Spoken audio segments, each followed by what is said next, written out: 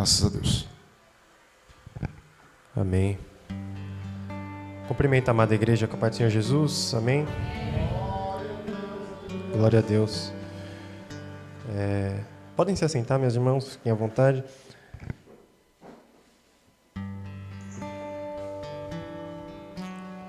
Eu vou ler a palavra que Deus colocou no meu coração. Se os irmãos puderem abrir, fica em Romanos.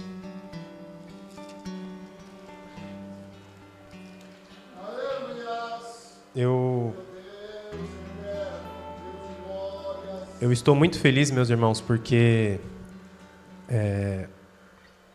eu senti essa tarde Deus falar comigo, né? E Ele foi falando, e aí eu fui, né? Sempre quando a gente busca separar uma palavra para Deus, a gente tem que ter muito cuidado para não falar aquilo que a gente quer falar, mas sim procurar o que Deus quer falar através de nós, né? Como um canal, como um vaso. E eu falei, Senhor, o que o Senhor falar, está falado.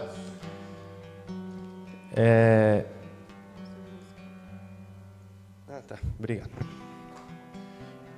Então, meus irmãos, em Romanos capítulo 3 foi a palavra que Deus colocou em meu coração.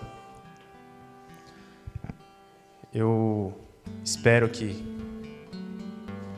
assim como Deus falou comigo, possa falar com você também. Vou ler a passagem do Senhor que diz: qual, pois, é a vantagem do judeu? Ou qual a utilidade da circuncisão? Muita em toda maneira, porque primeiramente as palavras de Deus lhe foram confiadas. Pois que, se alguns foram incrédulos e a sua incredulidade aniquilará a fidelidade de Deus, de maneira nenhuma. Sempre seja Deus verdadeiro e todo homem mentiroso, como está escrito, para que sejas justificado em tuas palavras e venças quando fores julgados. Se a nossa injustiça for a causa da justiça de Deus, que diremos? Porventura Deus é injusto, trazendo ira sobre nós? Falo como homem. De maneira nenhuma, de outro modo, como julgará Deus o mundo?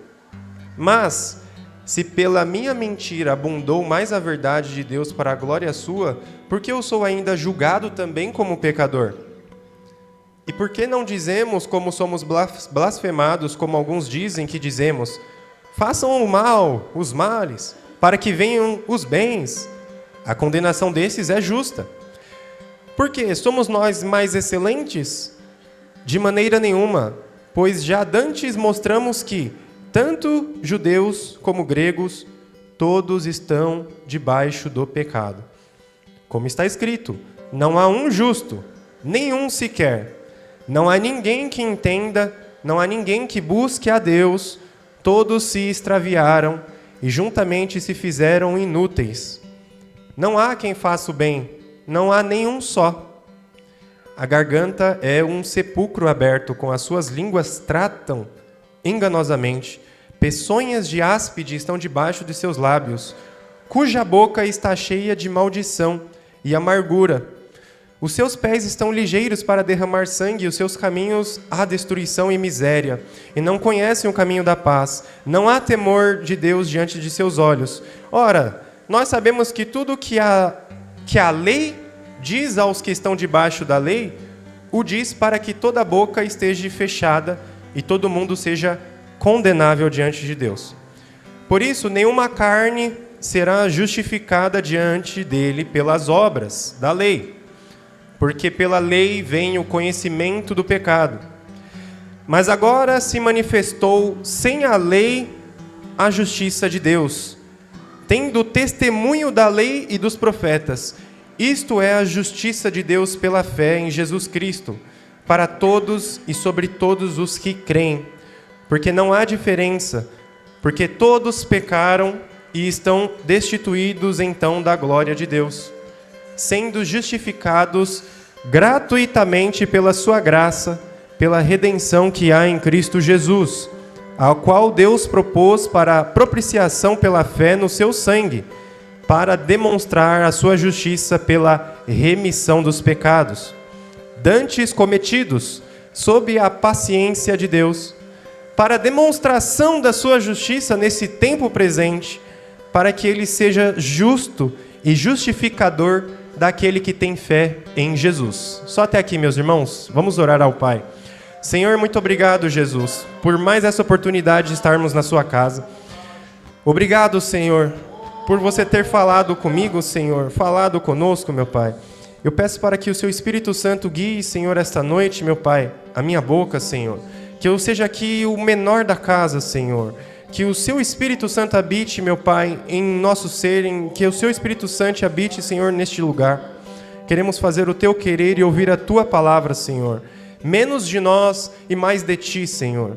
É isso que te pedimos e te agradecemos em nome de Jesus. Amém. Graças a Deus. Meus irmãos, eu anotei algumas coisinhas aqui que eu não posso deixar de falar. Enquanto eu orava e Deus falava comigo, parando mais nesse versículo, no último versículo, né? Para a demonstração da justiça nesse tempo presente, para que ele seja justo e justificador daquele que tem fé em Jesus. Justo e justificador. Aí eu levanto a pergunta para a igreja. Algumas perguntas. Se Deus olhasse para você agora, ele veria culpa ou justiça? Meus irmãos, você se considera alguém justo ou alguém que tenta fazer algo bom? Uma pessoa boa? Se hoje fosse o dia do juízo, você estaria confiante ou você estaria com medo? Para você, o que significa ser justificado? Que esse é o tema central da palavra. É algo que você faz ou algo que Deus faz por você? O seu subconsciente acredita ainda que deve merecer o amor de Deus? A cruz para você é um sacrifício? Porque hoje Deus quer fazer uma troca. A sua culpa pela justiça dele. E essa passagem que Deus colocou no meu coração, Deus falou, sabe, meus irmãos, no profundo comigo, no íntimo. Se a gente voltar lá atrás, em Gênesis, os irmãos não precisam abrir, mas eu vou deixar aqui aberto.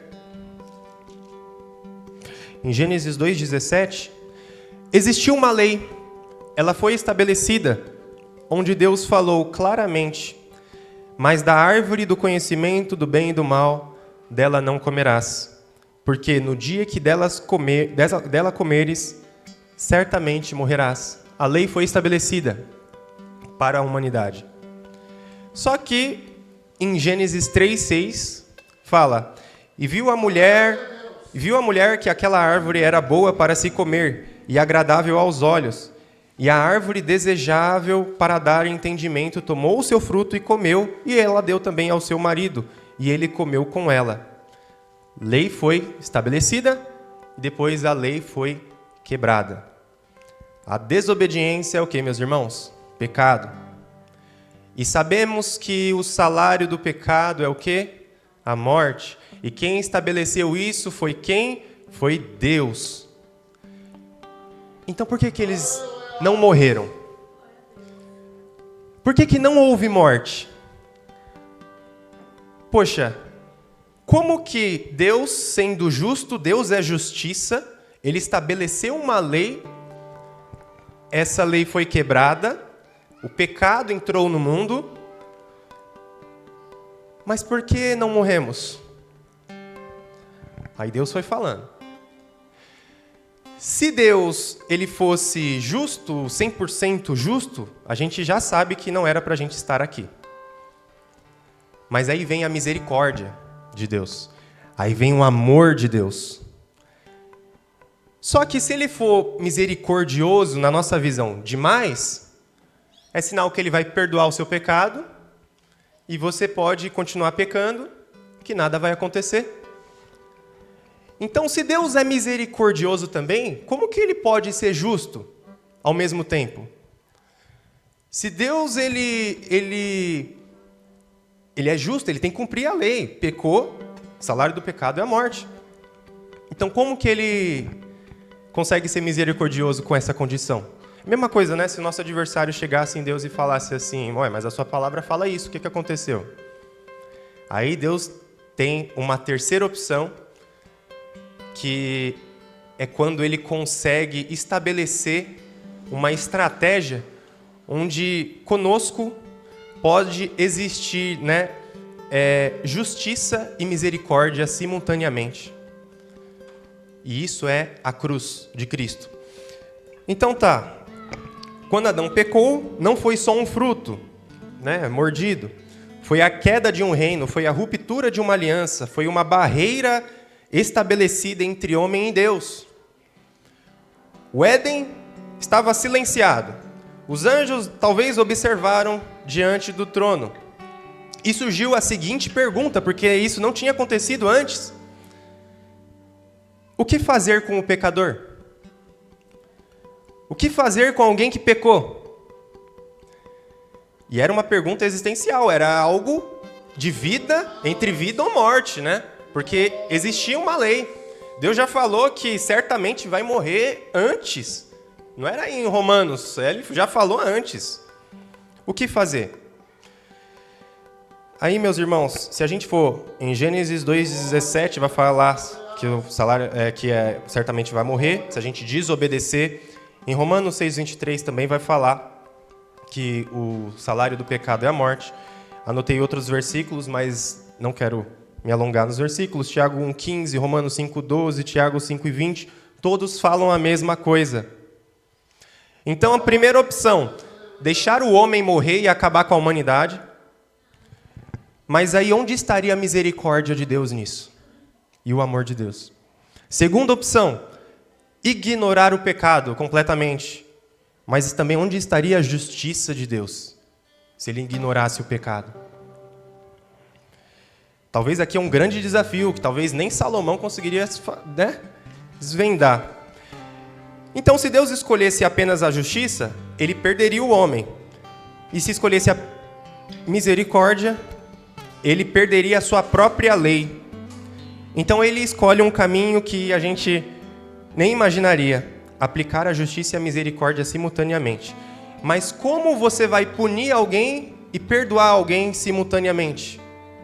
Como isso é possível? Como condenar o pecado e salvar o pecador?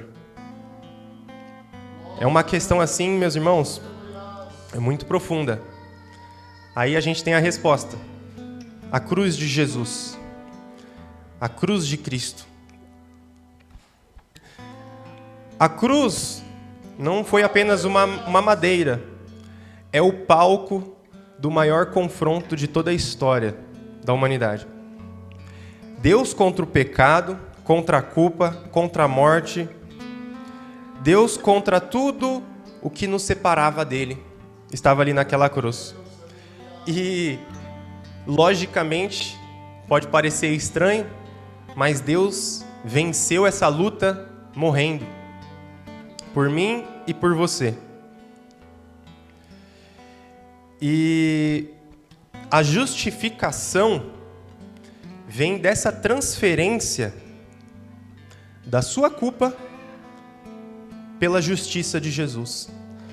Porque Deus ele vai continuar sendo justo, mas onde caiu a justiça dele contra o pecado?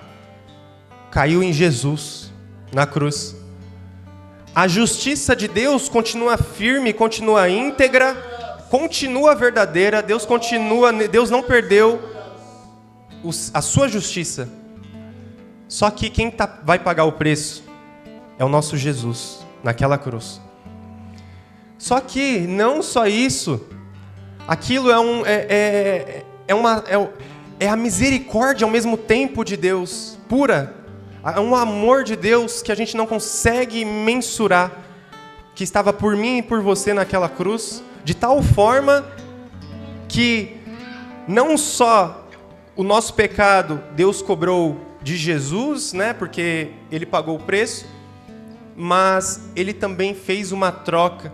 Hoje temos justiça, temos paz. Hoje a gente pode se declarar, né, vitoriosos. Fomos justificados. Não há mais acusação para aqueles que estão em Cristo Jesus, como diz em Romanos 8. Não há mais quem aponte o teu pecado, a tua falha. Ninguém tem esse direito, porque eu e você fomos justificados. E é uma justificação, meus irmãos, através da graça de Deus. É algo que não se compra com nenhum tesouro aqui da terra. É algo que ninguém pode comprar, a salvação, a graça.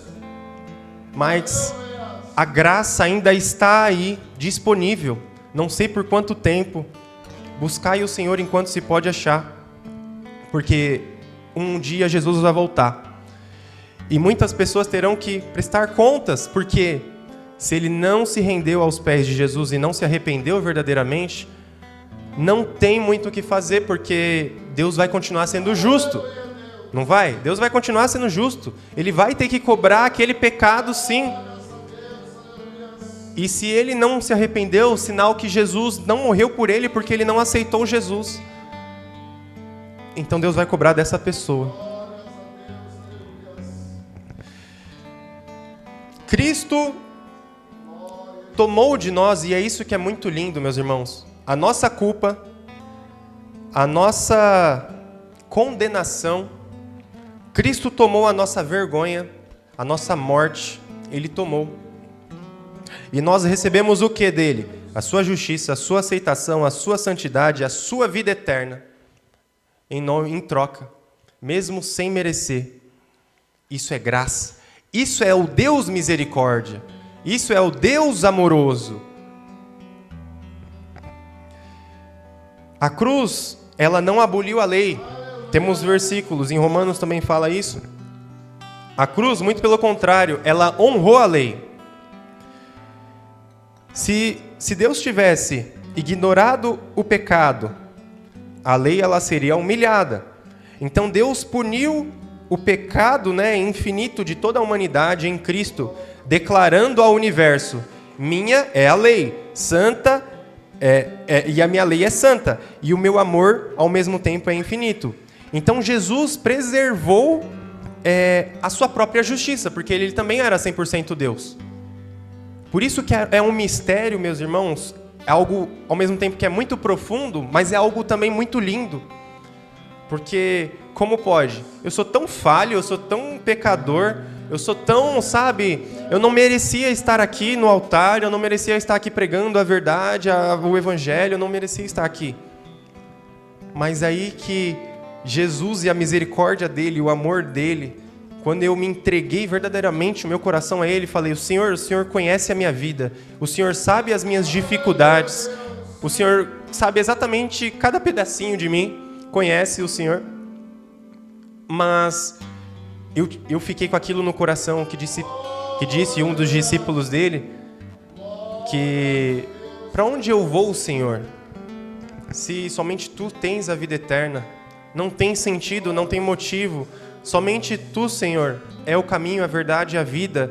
Não há para que eu correr para outro lado. Vai ser felicidades momentâneas.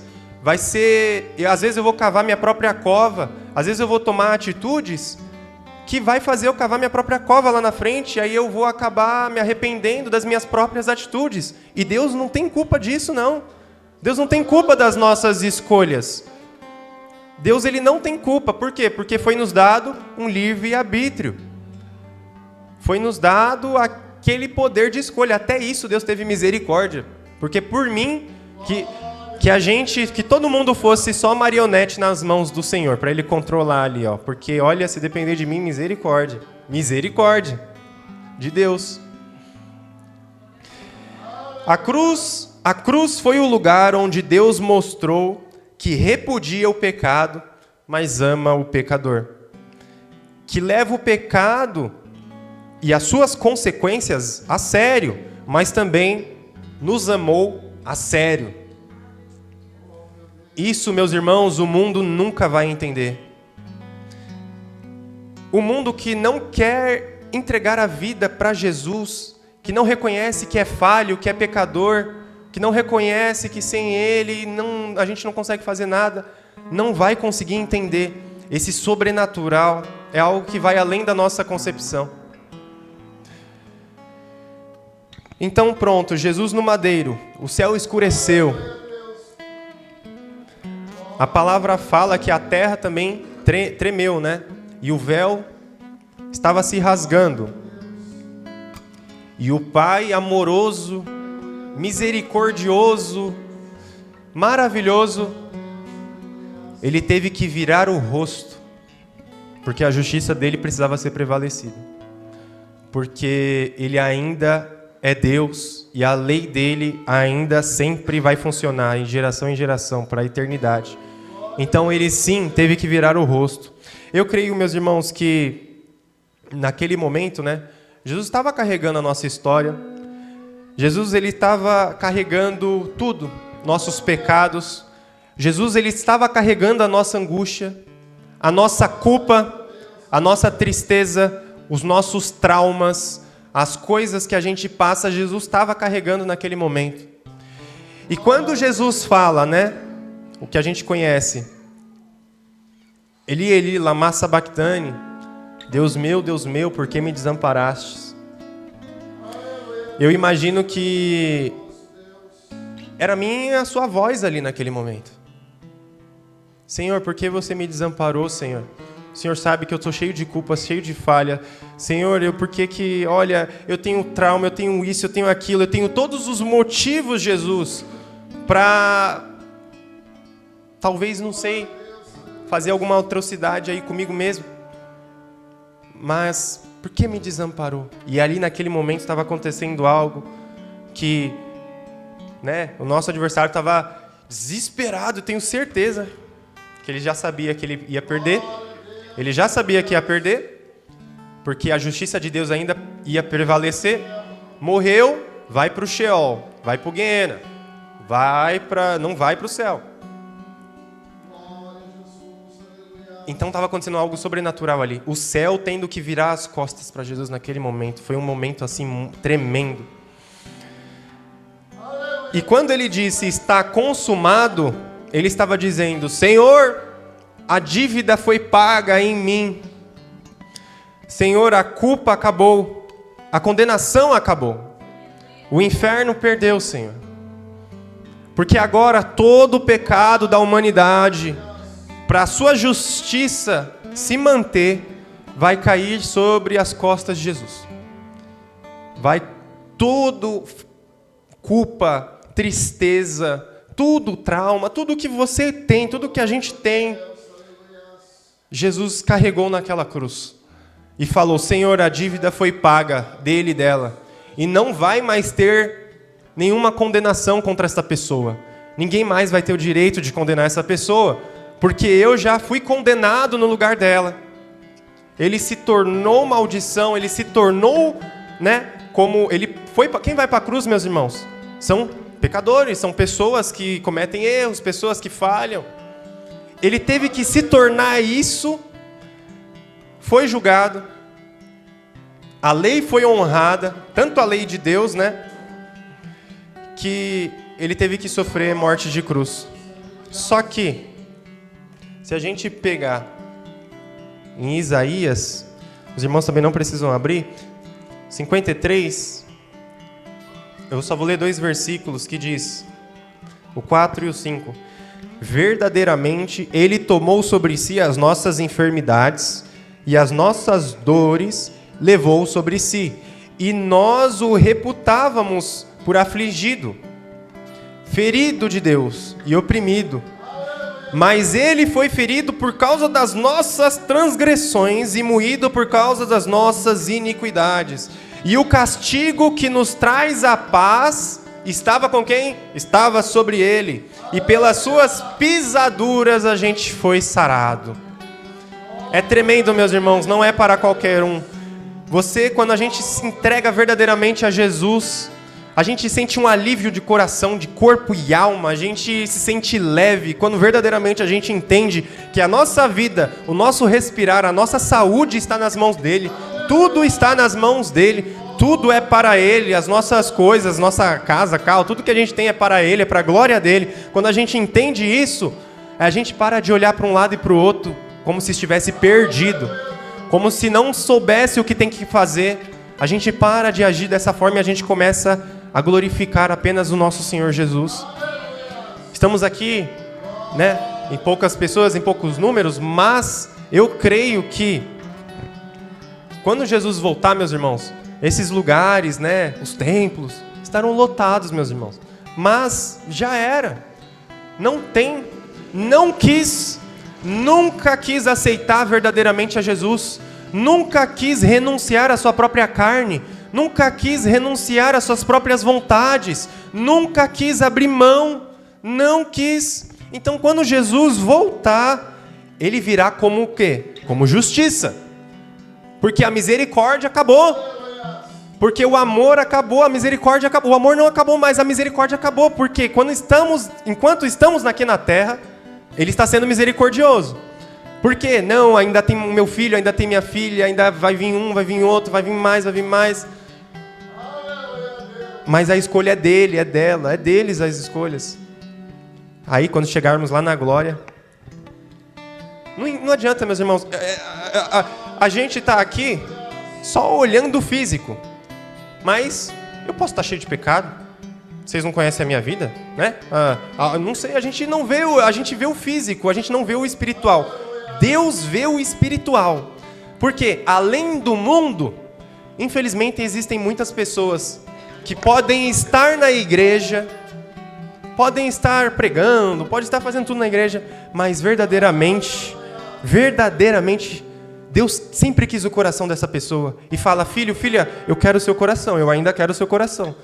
Mas a palavra vai falar, Jesus vai falar, que quando chegar o grande dia, mas Senhor, eu fiz isso em seu nome. Senhor, eu preguei em seu nome. Senhor, eu cantei, eu fiz isso, eu fiz projetos, fiz obra, fiz tudo isso em seu nome. Mas aparta-te de mim, porque eu nunca te conheci verdadeiramente. Você verdadeiramente não se entregou a mim. Aí, meus irmãos, não somos mais escravos de qualquer culpa. Cristo já levou as nossas culpas. Você não precisa provar bondade para Deus com obras, com atitudes, provando alguma coisa para Deus, porque Cristo já provou isso por você. E olha que mesmo Cristo aqui na terra, Cristo ainda falou: bom só há um. Ele nem falou dele mesmo, ele falou: Pai, não precisa temer o juízo, porque Cristo já foi julgado em nosso lugar.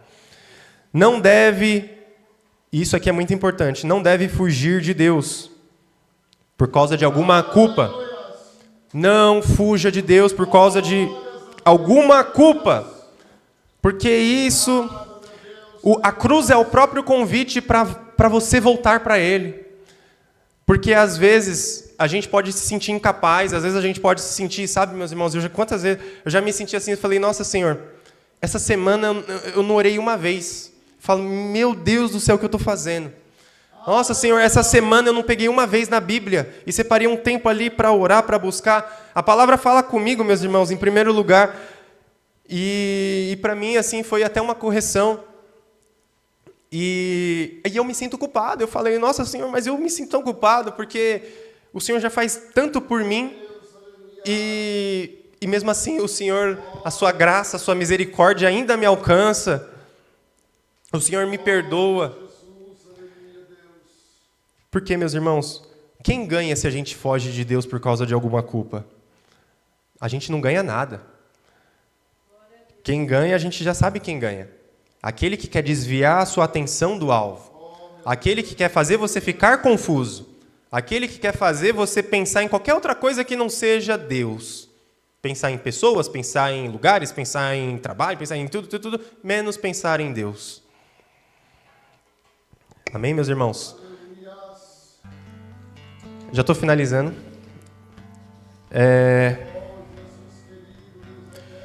Então, meus irmãos, hoje Deus ele quer fazer uma troca conosco, mais uma vez. Ele falou no meu coração isso claramente. Cadê a sua culpa? Cadê o seu trauma? Cadê as suas iniquidades, seus pecados? Tudo. Cadê? Vamos trocar? Vamos se arrepender? Vamos verdadeiramente entregar a nossa vida na mão de Jesus e falar: Senhor, a partir de hoje não vai ser como os outros dias.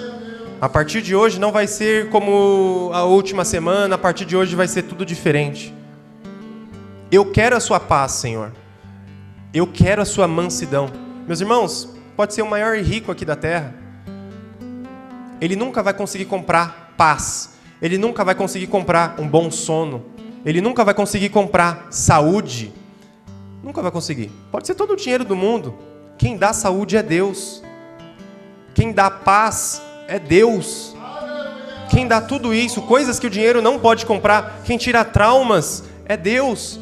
Mas Ele não faz isso se a gente não se entregar verdadeiramente a Ele, se a gente não buscar a Ele. Faz o teste.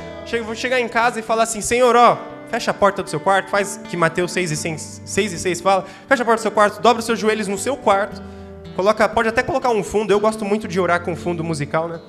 E entrega mesmo, se derrame na presença dEle. Fala assim: Senhor, hoje eu quero trocar. Eu quero trocar, ou nem precisa esperar chegar em casa, pode fazer aqui na igreja, né?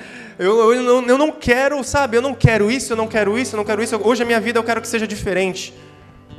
Até hoje eu andei no automático, mas hoje eu quero voltar para o manual, Senhor.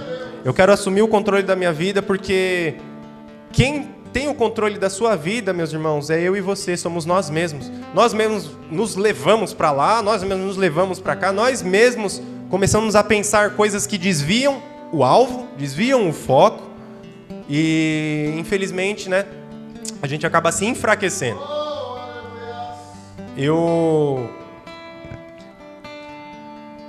Meus irmãos, tudo vai cooperar, tudo nesse mundo, eu já falei isso, vai cooperar para que a gente não alcance a salvação. Vai querer brilhar os seus olhos, porque não é fácil. Não é uma pessoa falando aqui com os irmãos que também não tem lutas, que não tem falhas, que não tem erros, que não, sabe? Eu também luto, eu busco, eu tento buscar.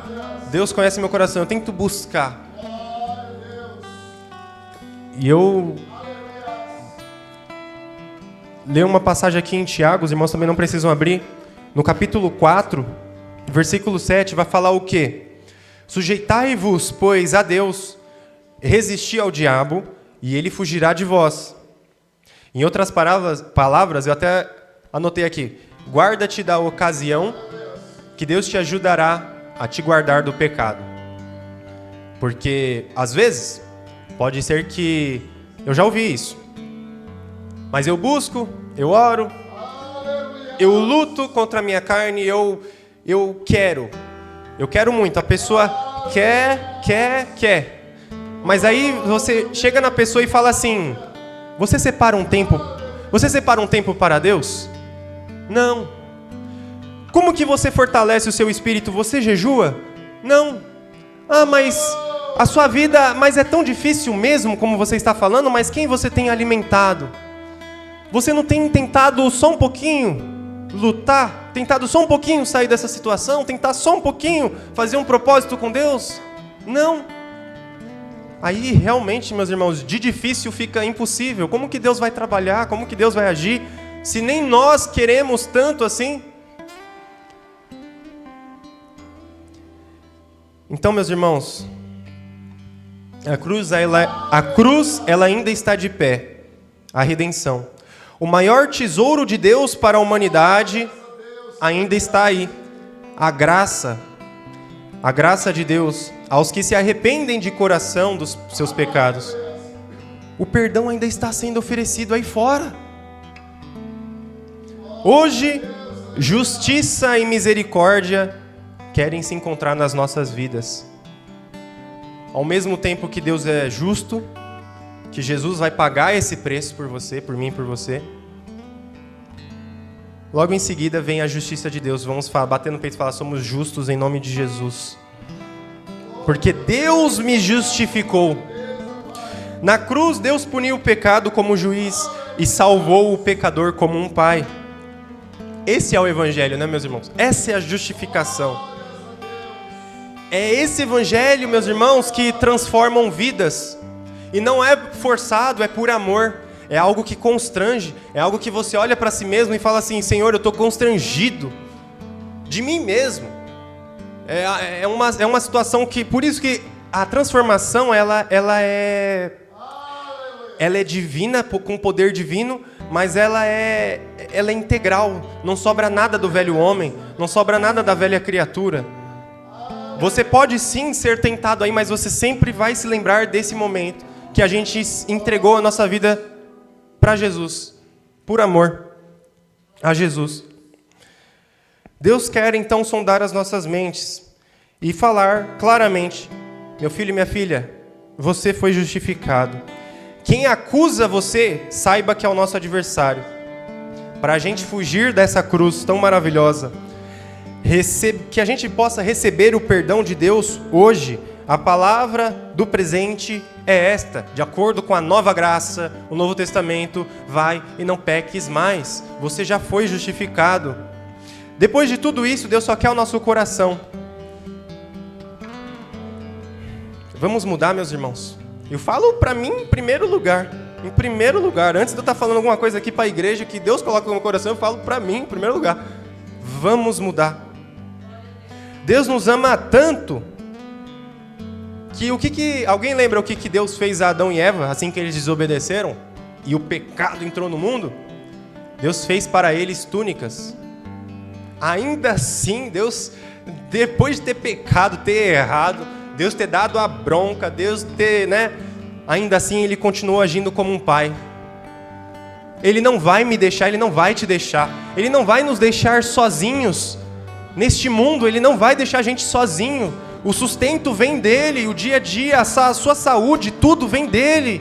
Ele não vai nos deixar desamparados. Ele vai fazer túnicas para a gente. Ele vai cuidar do nosso alimento do dia a dia.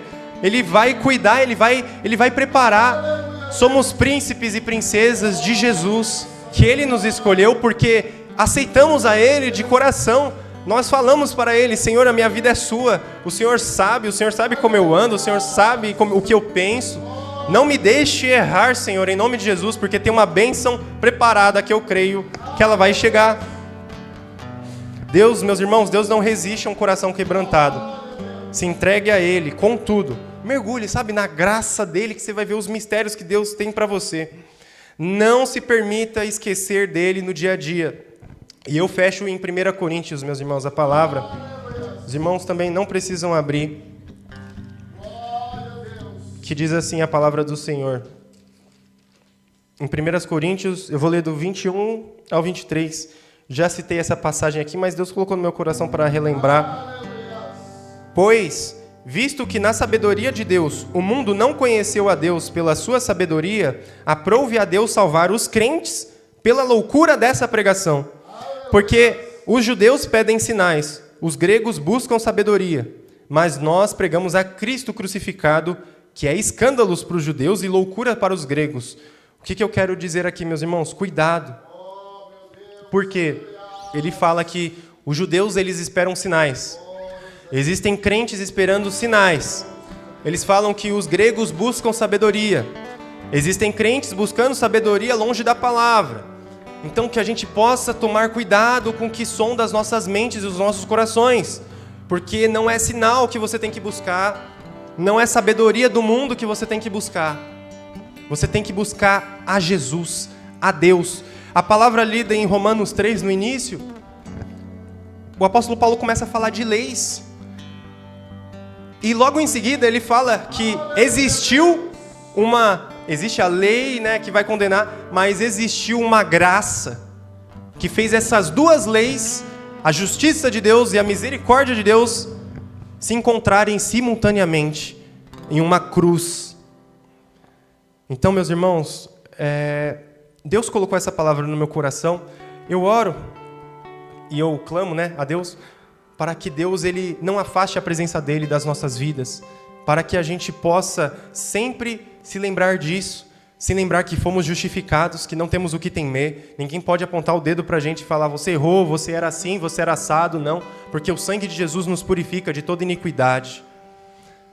Amém, meus irmãos? Eu agradeço a rica oportunidade e as palmas aplaudam no Senhor Jesus.